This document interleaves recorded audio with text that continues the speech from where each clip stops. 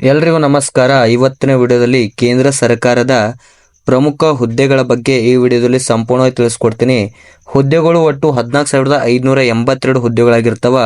ಎಲ್ಲರೂ ವಿಡಿಯೋ ಕೊನೆಯ ತನಕ ನೋಡಿ, ಯಾರು ಸ್ಕಿಪ್ ಮಾಡಬೇಡ್ರಿ.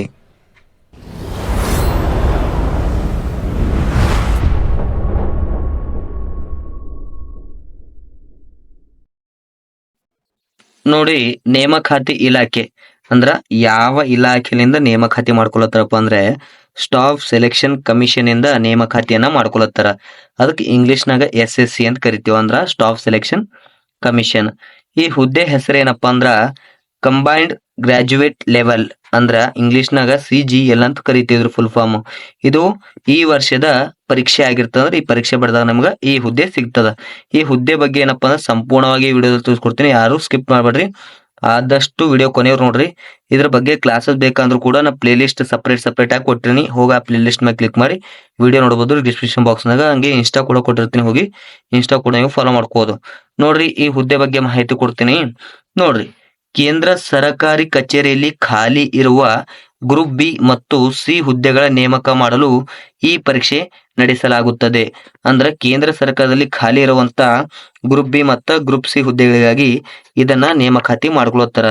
ಇನ್ನ ಈ ಹುದ್ದೆಗಳ ಸಂಖ್ಯೆ ಎಷ್ಟಪ್ಪ ಅಂದ್ರೆ ಒಟ್ಟು 14,582 ಹುದ್ದೆಗಳಾಗಿರ್ತಾವ. ಈ ಅಪರ್ಚುನಿಟಿ ಯಾರು ಮಿಸ್ ಮಾಡ್ಕೋಬೇಡ್ರಿ. ಒಮ್ಮೆ 14,000 ಹುದ್ದೆಗಳವ. ಆದಷ್ಟು ಚೆನ್ನಾಗಿ ಓದೇನಪ್ಪ ಅಂದ್ರೆ ಈ ಹುದ್ದೆ ನಿಮ್ದು ಆಗಿಸ್ಕೊಡ್ರಿ.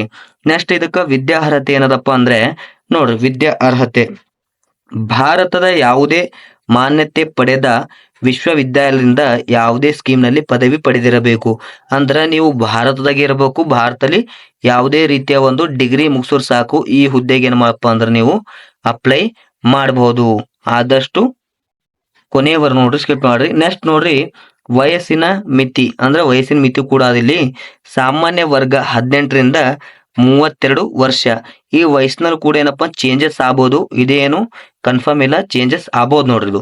ನೆಕ್ಸ್ಟ್ ಅರ್ಜಿ ಶುಲ್ಕ ನೋಡ್ರಿ, ಸಾಮಾನ್ಯ ವರ್ಗ OBC ಅಭ್ಯರ್ಥಿಗಳಿಗೆ 100 ರೂಪಾಯಿ. ಅಂದ್ರ ಸಾಮಾನ್ಯ ವರ್ಗದವರಿಗೆ OBC ಮತ್ತು ಇನ್ನಿತರೆ ಕಾಸ್ಟ್ದವರಿಗೆ ಏನಪ್ಪಾ ಅಂದ್ರ 100 ರೂಪಾಯಿ ಇರ್ತದ. ಅದು ಬಿಟ್ಟು ಮಹಿಳೆ, SC ST ಮತ್ತ ಅಂಗವಿಕಲ ಮಾಜಿ ಸೈನಿಕರಿಗೆ ಏನಪ್ಪಾ ಅಂದ್ರ ಯಾವುದೇ ರೀತಿಯ ಶುಲ್ಕ ಇರುವುದಿಲ್ಲ. ನೋಡ್ರಿ, ST SC ಮಹಿಳೆ ಮತ್ತ ಅಂಗವಿಕಲರಿಗೆ ಮಾಜಿ ಸೈನಿಕರಿಗೆ ಏನಪ್ಪಾ ಅಂದ್ರ ಶುಲ್ಕ ಇರುವುದಿಲ್ಲ.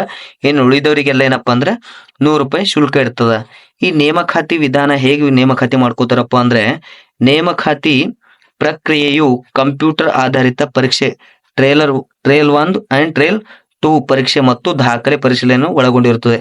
ಅಂದ್ರೆ ಇದು ಒಂದು ಎಕ್ಸಾಮ್ ಏನಪ್ಪಾ ಅಂದ್ರ ಕಂಪ್ಯೂಟರ್ ಅಲ್ಲಿ ನಡೀತದ. ಟ್ರೇಲ್ 1 ಮತ್ತು ಟ್ರೇಲ್ 2 ಅಂತ ಎಕ್ಸಾಮ್ ಇರ್ತದ, ಆ ರೀತಿಯಲ್ಲಿ ನಡೀತದ ಇದು.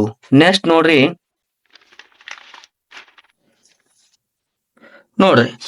ಅರ್ಜಿ ಸಲ್ಲಿಸುವ ವಿಧಾನ. ಅಧಿಕೃತ ವೆಬ್ಸೈಟ್ ಪ್ರವೇಶಿಸಿ ಆನ್ಲೈನ್ ಮೂಲಕ ಅರ್ಜಿ ಸಲ್ಲಿಸಬಹುದು. ಏನಪ್ಪಾ ಅಂದ್ರೆ ಇದು ಆನ್ಲೈನ್ ಮುಖಾಂತರ ಏನ್ ನೋಡಬಹುದು, ಅರ್ಜಿ ಸಲ್ಲಿಸಬಹುದು. ಓಕೆನಾ? ಇನ್ನೆಸ್ಟ್ ಅರ್ಜಿ ಸಲ್ಲಿಸಲು ಪ್ರಾರಂಭದ ದಿನಾಂಕ ಇದು ಯಾವಾಗ ಸ್ಟಾರ್ಟ್ ಆಗ್ಯದಪ್ಪ ಅಂದ್ರ 9 ಜೂನ್ 2025ರಂದೇ ಸ್ಟಾರ್ಟ್ ಆಗ್ಯದ. ಇನ್ನ ಅರ್ಜಿ ಸಲ್ಲಿಸಲು ಕೊನೆಯ ದಿನಾಂಕ ಯಾವಾಗಪ್ಪ ಅಂದ್ರ 4 ಜುಲೈ 2025 ಏನಪ್ಪಾ ಅಂದ್ರ ಕೊನೆಯ ದಿನಾಂಕ ಆಗಿರ್ತದ. ಇನ್ ನೆಕ್ಸ್ಟ್ ನೋಡ್ರಿ, ಇಂಪಾರ್ಟೆಂಟ್ ಇದೆ, ಅಧಿಕ ಸೂಚನೆ ಕ್ಲಿಕ್ ಮಾಡ್ರಿ. ಈ ವೆಬ್ಸೈಟ್ ನಾಗ ನಿಮ್ಗ ಅದ್ರ ಬಗ್ಗೆ ನೋಟಿಫಿಕೇಶನ್ ಸಿಗ್ತದ. ಆ ನೋಟಿಫಿಕೇಶನ್ ಡೌನ್ಲೋಡ್ ಮಾಡ್ಕೊಂಡು ಚೆನ್ನಾಗಿ ಒಂದ್ಸಲ ಓದ್ಕೊಂಡು ಅಪ್ಲಿಕೇಶನ್ ಹಾಕ್ಬಹುದು.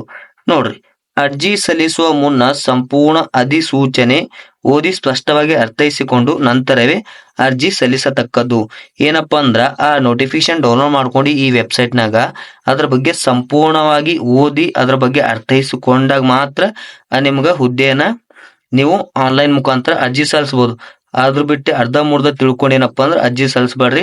ವಿಡಿಯೋ ಹೇಗೆ ಅನ್ಸ್ತಾ ಕಮೆಂಟ್ ಮೂಲಕ ತಿಳಿಸಿ. ಇದೇ ರೀತಿ ವಿಡಿಯೋಗಳಿಗೆ ನಮ್ಮ ಚಾನಲ್ ಆದಷ್ಟು ಸಬ್ಸ್ಕ್ರೈಬ್ ಮಾಡ್ಕೊಡ್ರಿ, ಆದಷ್ಟು ಶೇರ್ ಮಾಡ್ರಿ, ಲೈಕ್ ಮಾಡ್ರಿ. ವಿಡಿಯೋ ಕೊನೆವರೆಗೂ ನೋಡೋದಕ್ಕೆ ಧನ್ಯವಾದಗಳು.